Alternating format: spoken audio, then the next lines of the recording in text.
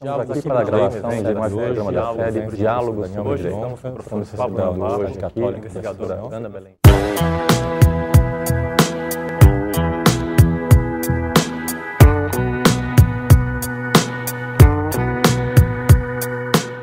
E depois vem a 7698, do artigo 1º ao 8º, ela institui a contribuição social sobre o lucro, que é a irmãzinha da aquisição do imposto sobre a renda, agora com a destinação específica, com fundamento no 95, e remete para um 940. Então é interessante. Só para dizer, olha, não é que por que ela faz isso? Para dizer, olha, não é aquela nova lei lá que está falando o ADCT, eu não estou substituindo o fim social. Eu estou criando uma outra fonte de custeio para a Seguridade Social, que essa é sobre o lucro. Ela deixa isso claro. Portanto, ela não revoga, em hipótese alguma, o fim social.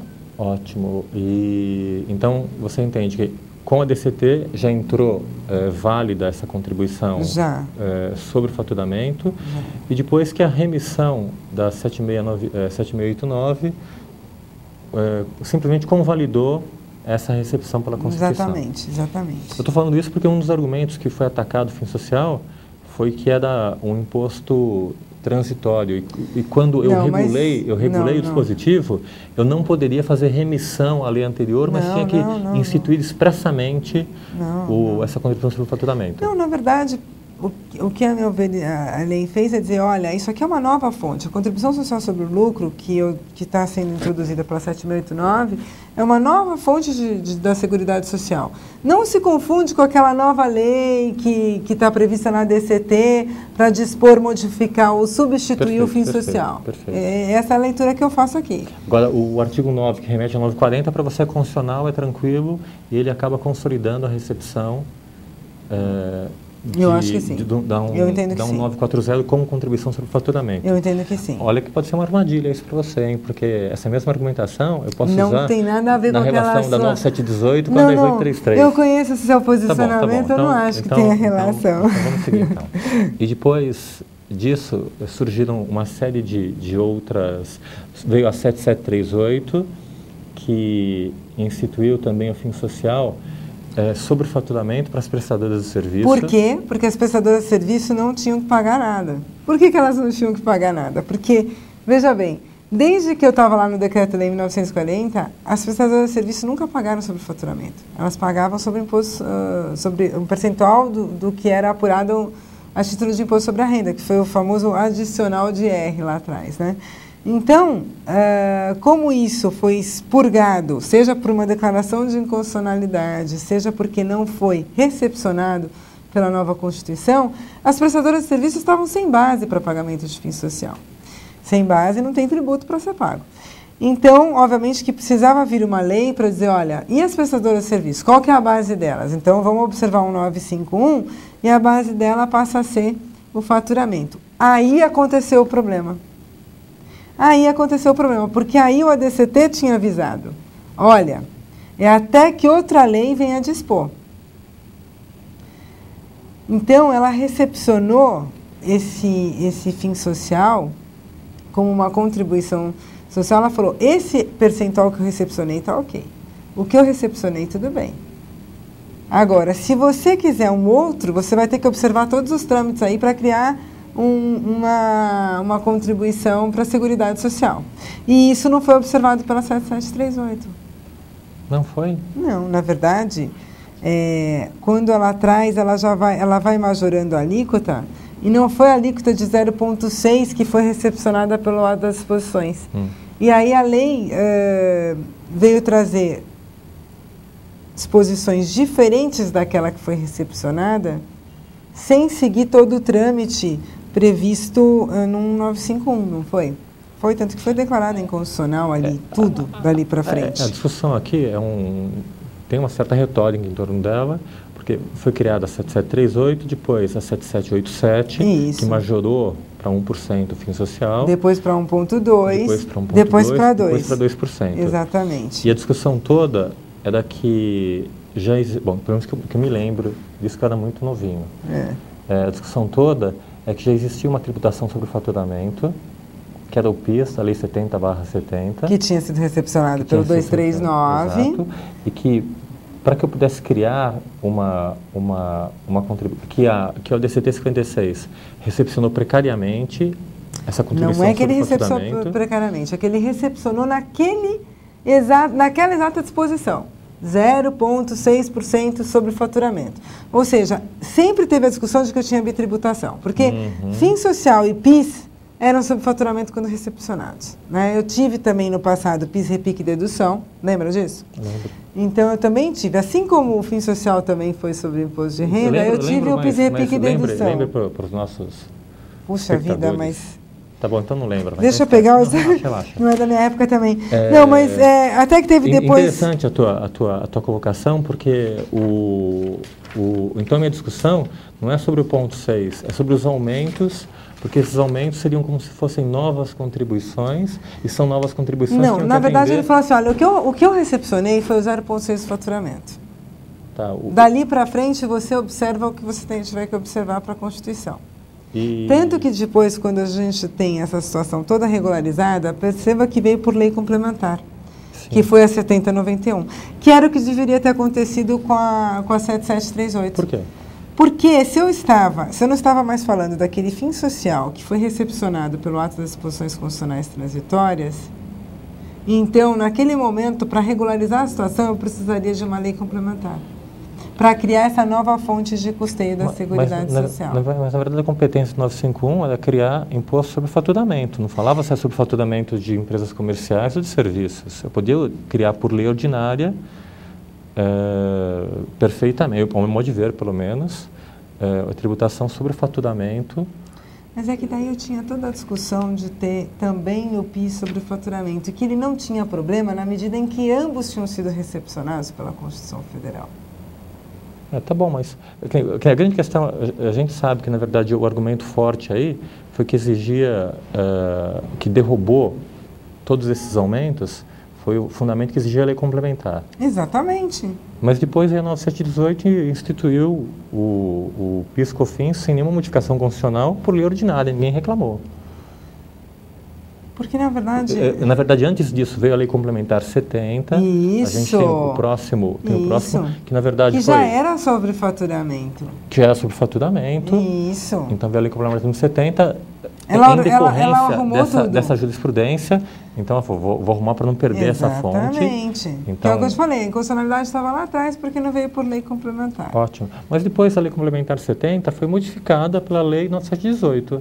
Daí ninguém mais discutiu que a contribuição sobre o faturamento exigia lei complementar. Porque o faturamento, a tributação da COFINS sobre o faturamento já existia pela Lei Complementar 70 de 91. O que a 918 fez, a 9718 ela fez, na verdade, né? Ela trouxe o percentual na COFINS a 3%, né? Sim, e aumentou a base de cálculo.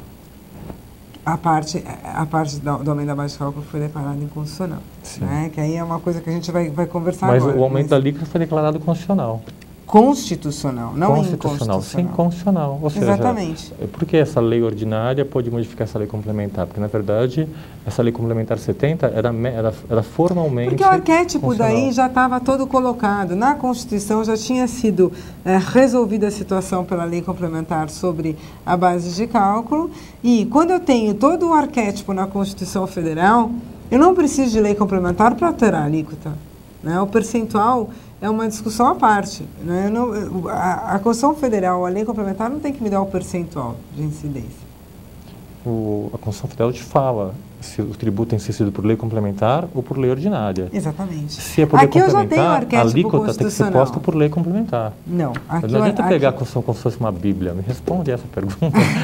Aqui eu já tenho o arquétipo constitucional, eu não preciso mais de lei complementar. E até o Supremo já se manifestou. Por que precisava antes e por que não precisava depois? Eu preciso recordar porque precisava antes, para falar a verdade. Mas eu acho que precisava antes porque o FINS Social... ele tinha sido recepcionado em ato de disposição constitucional transitória. Se ele tinha sido recepcionado em ato de disposição constitucional transitória, eu simplesmente substituí aquele FINS Social que estava lá na DCT por um outro FINS Social, sem observar a lei complementar, que seria uma outra fonte de destinação para a Seguridade Social. Provavelmente, aqui em raciocínio lógico, porque não se tomou aquele fim social integralmente como recepcionado pelo 1951. Como se ele tivesse recepcionado só provisoriamente em atos de disposição constitucional transitória. Então, daí eu precisaria de lei complementar mesmo, porque eu estou numa outra fonte qualquer que não é a 1951. Você entendeu qual foi o raciocínio na época? Que não é o meu. Eu não teria declarado, por exemplo, aquilo inconstitucional. Por quê? E aí, obviamente, com muita humildade nesse ponto. Mas essa questão, para mim, eu acho tranquilo. Se eu entendo que foi recepcionado pelo 1951, eu não precisaria, porque o arquétipo já está na Constituição, aquele tributo já está naquele arquétipo constitucional do 1951, eu não precisaria de lei complementar. Mas como provavelmente, aí eu não me recordo da lei, eu não estou com a lei aqui agora, mas como provavelmente aquela lei veio alterar o fim social na forma em que recepcionado pelo ato das disposições constitucionais transitórias, ela não está se referindo ao arquétipo do 1951. Ela está se referindo àquele fim social que está no ADCT recepcionado, não digo provisoriamente, mas recepcionado até que outra lei o modifique. Então, se ela está modificando aquele recepcionado pelo ADCT, ela tem que vir por lei complementar, porque ela não está se referindo a qualquer arquétipo pré-estabelecido. Na verdade, a materialidade é a mesma, né, Karen? Sim, mas as questões são bem diferentes, né? Que é, de novo, aquela história do ordenamento jurídico ser bastante, o nosso ser exaustivo quase no âmbito. Não, mas assim, é superfaturamento? É superfaturamento. Não, se eu estou criando uma nova contribuição sobre faturamento e a competência do arquétipo funcional é por lei ordinária, eu tinha que criar por lei ordinária, não se justifica essa lei complementar. Mas toda a discussão foi, você está substituindo aquele que foi recepcionado pela DCT. Então, na verdade a ideia foi que aquele entrou no lugar da competência e para eu criar outro, eu tinha que exercer minha competência derivada, que era 194, parágrafo 4º, 195, parágrafo 4º. 195, parágrafo 4º, e precisaria de lei complementar. Exigia lei complementar, só que remetia a um 541, que exige lei complementar, exige que seja não cumulativo, né? A parte do momento a gente esquece, né? Não esquece, porque o PIS ele não faz exceção à não cumulatividade, porque ele está recepcionado aí de forma definitiva no 239 da Constituição Federal. Mas e o COFINS, que entrou para a lei complementar no 70, atendeu o pressuposto formal da lei complementar, mas era cumulativo. Com o quê? Com ele mesmo, ele não tem não, mas aí não é não cumulativo, ou seja, não cumulativo com outro tributo sobre aquela base, né? Fala que ele tem que ser não cumulativo e não pode ter fato tirador da base de cálculo idêntica a outros tributos da Constituição. Exatamente. Então, uma coisa é... Tá certo. E o COFINS é absolutamente cumulativo. É absolutamente cumulativo. A gente passou em branco isso. Só queria esclarecer que, se vocês não estão entendendo isso, é completamente normal, porque é complicado mesmo, né, Karen? É bem complicado. Nem nós estamos nos entendendo completamente aqui, é algo né? que eu dou essa aula e tenho dificuldade de estar explicando isso, leia a jurisprudência, tenho dificuldade de entender a jurisprudência e recompor a argumentação da época. E, na verdade, a proposta do curso aqui, Karen, eu sempre digo, é explicar o direito tributário como ele é. Exatamente. Como Nelson Rodrigues, a vida como ela é. Cheio de contradições. Cheio de contradições, incoerências. Então, acho que o desafio de entender o fim social, a saga, por isso que esse nome, a saga do fim social, é entender esse jogo político que está por trás de tudo isso. Aliás, uma coisa interessante, eu estava conversando com você, ontem eu estive no Congresso Nacional e pela primeira vez eu entrei no Congresso Nacional, você vê como que a composição de forças, como os deputados votam, como a relação que eles têm, muitas vezes de compreensão, não de compreensão do texto, e eu comecei a pensar, a gente trabalha tanto com legalidade, e no fundo eles fazem a legalidade, não é? Eles fazem a legalidade, então, exatamente. Como é importante a gente conhecer bem o Congresso Nacional também para tentar entender essa legalidade, exatamente. Né? Porque acaba sendo uma legalidade, digamos, do homem brasileiro, não é? Com todos os contornos brasileiros, etc. e tal. Exatamente. Que é uma legalidade, mas não trópica, né? Você vê, na lei complementar, eu de lei complementar, mas deixa passar que é cumulativo, mas tudo bem, passa. E logo depois se institui por lei ordinária, que cria uma série de Veja bem, não é nem só que ele é cumulativo, porque ele vai onerando a cada etapa, hein? É mais. eu tenho ICMS na base da COFINS, eu tenho ISS na base da COFINS, ou seja, ele é cumulativo, inclusive... Em relação a outros tributos. Em relação a outros tributos. E, Karen, vamos conversar um pouquinho sobre o 9718. A gente falou sobre a alíquota. Exatamente. Queria falar sobre o faturamento e a receita bruta. No voto de Gilmar Mendes, ele conta uma história interessante, que primeiro convocaram para votar a emenda 20, colocada em pauta, mas o trâmite é muito mais demorado. E que nisso depois colocaram 9718, mas por um descuido, o 9718 entrou em vigor no dia 27 do 11/98, foi editado, aliás, não entrou em vigor, é importante esses conceitos aqui. Exato. E quase 20 dias depois, no dia 16 de dezembro de 98, entra a emenda 20, tentando, na verdade era para ter entrado antes, mas graças Não é tão pequena essa diferença de tempo, né? O Gilmar Mendes, ele fez essa construção, na verdade, quem fez essa construção foi a Procuradoria, quando a Procuradoria tentou que não fosse declarado inconstitucional esse alargamento da base da 9718. Então, só para situar aí, o que aconteceu? Eu vinha aí naquela história de só ter FINS social e depois COFINS sobre faturamento. Tive aí as discussões de aumento de percentual, etc. Mas a 9718, além de aumentar o percentual de 2 para 3, que isso ficou ok, a 9718, ela largou a base. Ela disse, olha, agora você vai pagar não só sobre o faturamento, mas sobre a totalidade de receitas. Só que ela fez uma jogada.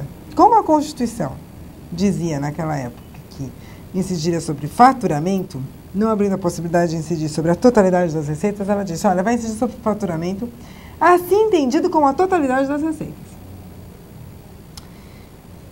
E aí, veio primeiro, antes dessa discussão do Gilmar Mendes, a gente tem que passar pela discussão de o faturamento poderia ou não ser equiparado à totalidade das receitas.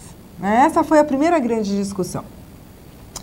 Eu sempre tive com muita tranquilidade para mim que faturamento não poderia jamais ser tido como totalidade de receitas, por algumas razões. A Constituição Federal, ela nunca falou, e eu acho que não é função da Constituição Federal, imagina se fosse, a nossa Constituição já é do tamanho que é grande, imagina quão enorme ela seria se fosse função da Constituição Federal a denotação, a conotação de algum termo. Então, a Constituição Federal ela não fala realmente o que é faturamento. Mas eu não posso ter dúvida de que esse termo faturamento ele está na Constituição Federal. Acho que isso é um ponto pacífico, é a premissa. Então, o termo faturamento está na Constituição Federal. Como o quê? Como impositivo do poder de tributar, ou seja, União, Previdência, você vai ter que arrecadar sobre o faturamento. Que é impositivo isso. Tem que arrecadar, não tem opção de não arrecadar. Né? E, por outro lado, é limitador. Não pode ser sobre o que não é faturamento. Uhum. Certo? Então, o termo está na Constituição. Eu tenho que fazer aí um conjunto de situações. A primeira está na Constituição o termo faturamento. A segunda, a Constituição não tem que, porque justamente quem defendeu que não era inconstitucional disse, olha, a Constituição não vem dizer o que é faturamento. Então, esse conceito não é imutável. Ou seja, um conceito plástico, flexível, eu poderia, por lei ordinária, determinar que faturamento é XYZ. Equivale à receita bruta. Exatamente. E com isso aumentar a base de cálculo do PIS/COFINS. E eu não acho que pode ser isso. Por quê? Que foi o argumento de Gilmar Ferreira Mendes, agora presidente, ontem, presidente do Tribunal, Supremo Tribunal Federal. Não foi argumento dele.